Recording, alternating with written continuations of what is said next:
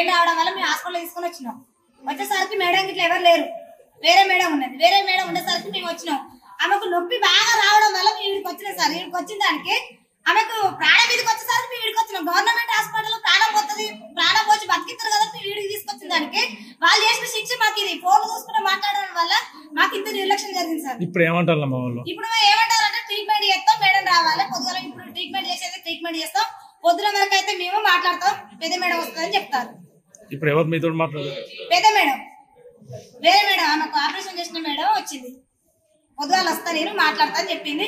Treatment అయితే injection గిట్లా వేయండి మీరు అని మాట్లాడింది సార్. ఆమెకు ప్రాణం పోతే ఎంత ఎంత నిర్లక్ష్యం చేస్తే ఎందుకు సార్? మాకు మీరు డాక్టర్లు నమ్ముకున్నది ప్రాణం పోయడానికే కదా. మీరు డాక్టర్లు నమ్మి వీడికి వచ్చింది ప్రాణం తీయడానికి. ఏమన్నా ఇక్కడికి వచ్చింది గవర్నమెంట్ జీతాలు దేనికి ఇస్తారు? మీరు ఇప్పుడు డాక్టర్ కి ఇన్ఫర్మేషన్ ఇచ్చిన డాక్టర్లు వచ్చిందా? రాలేదు, ఏ డాక్టర్ రాలే. మాకు నాలో ఏ మేడం, పెద్ద మేడం స్పందించలే. మాకు వేరే నార్మల్ మేడం స్పందించింది. ఆ మేడం అక్కడ పెద్ద మేడం, అక్కడ పెద్ద మేడం ఫోన్ చేసి ఇక్కడ ట్రీట్మెంట్ చేయండి వాట్సాప్ పెట్టాం సార్. ఆ క్లాత్ ఇట్లా పెట్టి ఆమె ట్రీట్మెంట్, ఆమె సిచ్యువేషన్ బట్టి మేము వాట్సాప్ పెట్టినాం మేడంకి.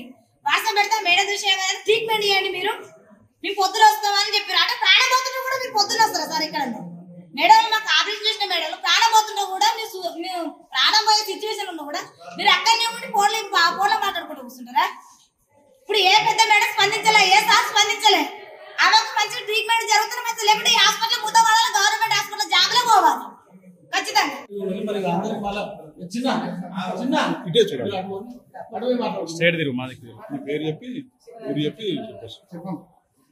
సార్ మాది ఉప్పల్, మాది కమలాపూర్ ఉప్పల్.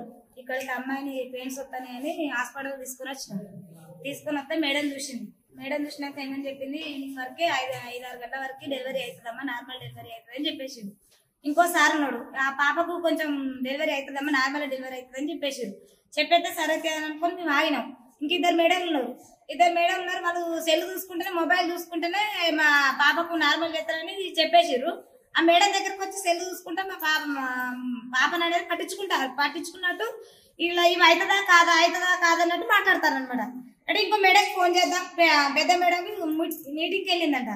పెద్ద మేడం మీటింగ్కి వెళ్ళేసరికి మేడం వచ్చేసరికి లేట్ అవుతుంది, మీరు వెళ్ళండి అని చెప్తే ఆ సెల్ చూసుకుంటేనే మాకు ట్రీట్మెంట్ చేస్తారు సార్. సెల్ చూసుకుంటేనే ట్రీట్మెంట్ చేస్తారు. ఇక వేరే సార్ ఇట్లా వచ్చేసి డెలివరీ అయింది. చిన్న ఆపరేషన్ చేసినాక బేబీ బయటకు వచ్చేసింది. బేబీ బయటకు వచ్చేసినాక కుట్లేసి ఏం చేసారు, ప్యాడ్ అనేది మన సిజేరియన్ ఆపరేషన్ చేసింది అంటే ప్యాడ్ పెట్టేశారు సార్. ప్యాడ్ పెట్టేసి ఆమెకు కుట్లేసి మర్చిపోయారు. ఇప్పటికీ 8 రోజులు, ఈగాడి రోజు డెలివరీ అయింది. ఆమె 8 రోజులు. ఈ రోజు ఆ పాపకు బాగా ఎక్కువ నొప్పి పెయిన్ రావడం వల్ల మేము హాస్పిటల్ తీసుకొని వచ్చినాం. ఆ క్లాత్ అనేది బయటకు కనబడేది. ఆ మేడం ఇంత నిర్లక్ష్యం చేశారు సార్. మాకు ఆమె ప్రాణం పోతే అంత బాధాకరంగా ఉండే. చెప్పండి, మీరు జీతాలు ఇచ్చింది ఏంటి మేడం? మీకు జీతాలు ఇచ్చిన సెల్లు చూసుకుంటే మీరు ట్రీట్మెంట్ చేస్తారు సార్. ఎక్కడన్నా గవర్నమెంట్ హాస్పిటల్ సెల్లు చూసుకుంటే, మొబైల్ చూసుకుంటా ట్రీట్మెంట్ చేసుకుంటే అది ఎంతవరకు కరెక్ట్? మరి మీరు జాబులు చేయడం చేస్తారు, మీకు జీతాలు ఎందుకు ఇస్తారు గవర్నమెంట్ హాస్పిటల్? అదన్నది మాకు తెలియదు సార్. ఇప్పుడు ఆమె ప్రాణం పోతుండే, ఎంత ఇబ్బంది అవుతుండే. 8 రోజులు, ఈ వాడికి 8 రోజుల కాల్చులు చాలా ఇబ్బంది పడుతుంది. ఇబ్బంది పడి ఈ రోజు నాకు నొప్పి బాగున్నదని అవస్థతో చూస్తే మేము సార్ బాగా ఆ క్లాత్ కడుపులో పోతుండే ఇంత పెద్ద క్లాత్ సార్, ఇంత పెద్ద ముక్క ఇట్లా ఉండ జుట్టు పెట్టి కుట్లేసారు. మేము మర్చిపోయినాం, మేము కూడా చూసుకోలేదు. మా బేబీని పాపకు కొంచెం మెడకు ఇట్లా పేగున్నదని సరికి మీరు అటు ఇటు తీసుకోకుండా మన సరికి మేము పిల్లలు హాస్పిటల్సుకోదామని అటు ఇటు మేము తిరుగుతూనే ఉన్నాం. తిరుగుతుంటే ఆమెను ఆడ పడుకోబెట్టేసారు. ఇక సార్లు బయటకు వచ్చారు. ఇక మీరు చూసుకోండి అమ్మని చెప్పి కుట్లేసారు. బయటకు వచ్చేసరికి ఆమె చూసుకుంటే మేము బేబీ చిన్న పాపను చూసుకుంటే మేము తిరుగుతాను. ఇక ఆమె దగ్గర సార్ ఉన్నది లేదు, మేడం లేదు. తర్వాత ఇంజక్షన్ వేసారు.